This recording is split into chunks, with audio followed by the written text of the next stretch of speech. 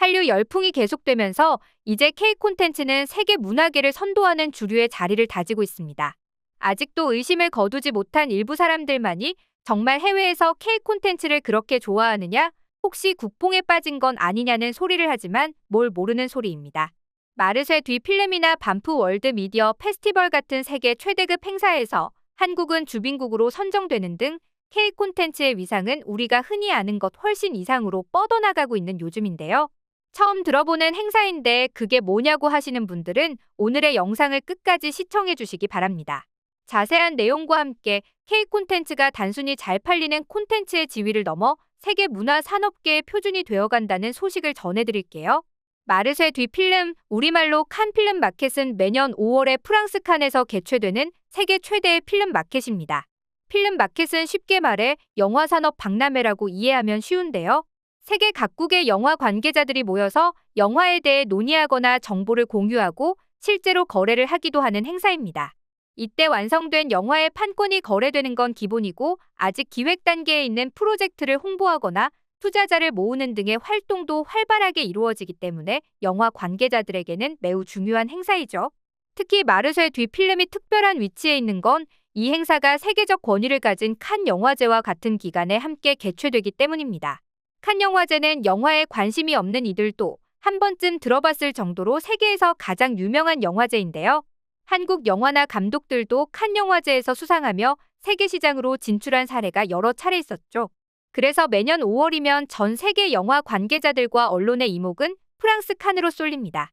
그런데 2023년의 마르쉐 뒤 필름은 역대 최초로 한국을 주빈국으로 선정하고 한국 영화 특별전 등을 열었습니다. 그 이전까지는 국가 단위의 주빈국을 선정한 적이 없고 항상 기업이나 기관 단위의 참가만 허용되던 마르쉐 뒤 필름에서 이례적으로 한국 영화계 전체를 특별한 손님으로 모신 것이죠. 한국 영화 특별전은 세계 각국의 영화 관계자들이 줄을 서면서 관람하는 등 이례적으로 뜨거운 반응을 얻었다는 후문입니다. 그리고 한국 영화 등 K 콘텐츠를 실제로 거래하고 싶어하는 큰손들도 물밑에서 활약하면서 실제로 많은 거래가 이루어졌다는데요. 그 성과가 슬슬 드러날 때가 다가오고 있다고 합니다. 지금 프랑스를 비롯한 유럽만 아니라 북미권에서도 K 콘텐츠는 업계 관계자들에게 가장 뜨거운 화두입니다. 반프 월드 미디어 페스티벌은 매년 6월 캐나다에서 열리는 종합 TV 페스티벌입니다. 북미권에서 열리는 행사지만 여기에 포함되는 미국이 세계 미디어 산업의 중심이기 때문에 실상은 북미권을 넘어 세계에서 가장 거대하고 중요한 TV 페스티벌이라고 할 수 있는데요. 해외 출품작도 받기 때문에 매년 40여 개국에서 1000개 이상의 작품들이 출품되는 등 경쟁도 뜨겁습니다. 출품작을 심사하고 상을 주는 것이 행사의 핵심이지만 한편으로는 미디어 관계자들이 모여 세미나나 워크숍을 갖고 다양한 논의를 펼치기도 하죠. 이 자리에서 논의되거나 기획된 작품들이 실제로 제작이 이루어져 세계에 널리 퍼진 사례가 많습니다. 한마디로 TV판 필름 마켓이라고 생각하시면 틀리지 않습니다. 여기서도 K 콘텐츠는 주목의 대상인데요. 이미 2014년에 KBS 드라마 굿닥터, 다큐멘터리 셋, 4개의 욕망 등의 작품이 반프 로키상을 수상한 바 있습니다.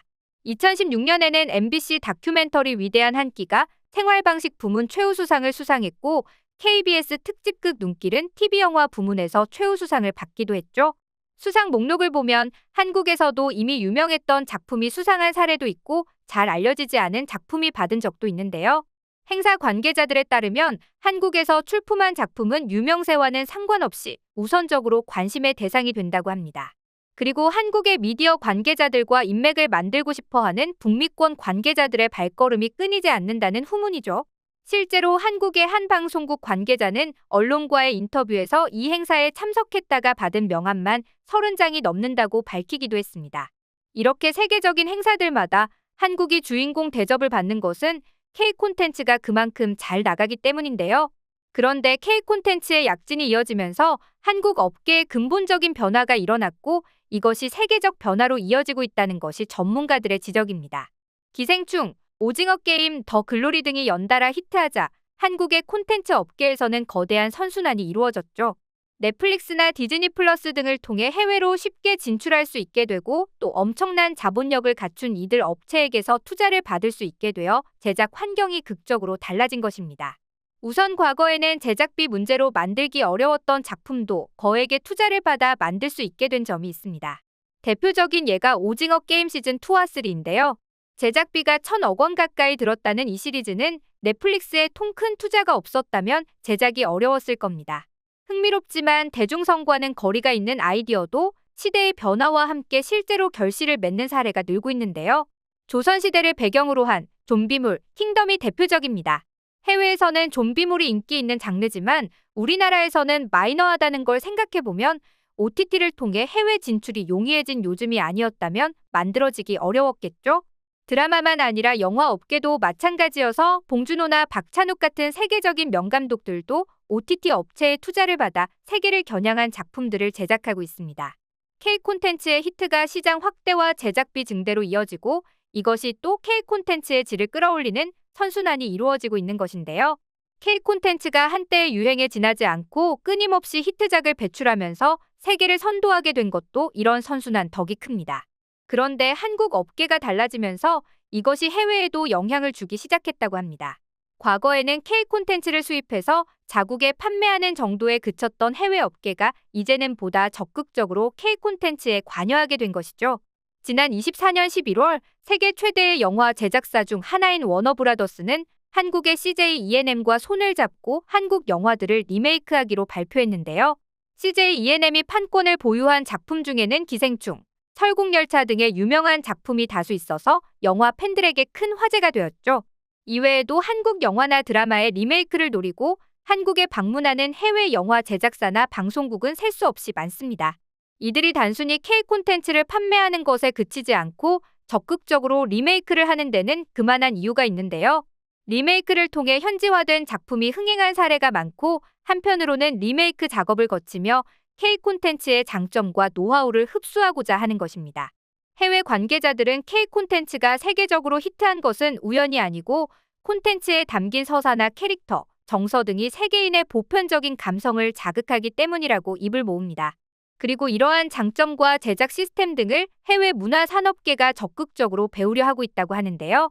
이들에 따르면 한국은 단순히 잘 팔리는 콘텐츠 몇 개를 만들어내는 나라가 아니라 이제는 세계 문화산업을 앞장서서 이끄는 위치로 올라서고 있다고 합니다. 오늘은 K 콘텐츠가 그냥 잘 팔리는 것을 넘어 세계 문화산업의 표준이 되어가는 현실을 짚어보는 시간을 가졌는데요. 시간 관계상 주로 영화와 드라마 이야기만 전해드렸는데 최근에는 웹툰 산업도 이들 산업 못지않게 한류를 이끄는 주역으로 올라서고 있죠. K-웹툰은 아시아를 넘어 세계로 뻗어가고 있고 특히 만화 강국 일본에서도 엄청난 인기를 끌고 있는데요. 일본 사람들은 원래 만화 잡지 등의 종이책을 통해서 만화를 감상했고 웹툰은 거의 보지 않았는데 K-웹툰의 영향으로 업계 판도까지 달라지고 있다는 소식입니다.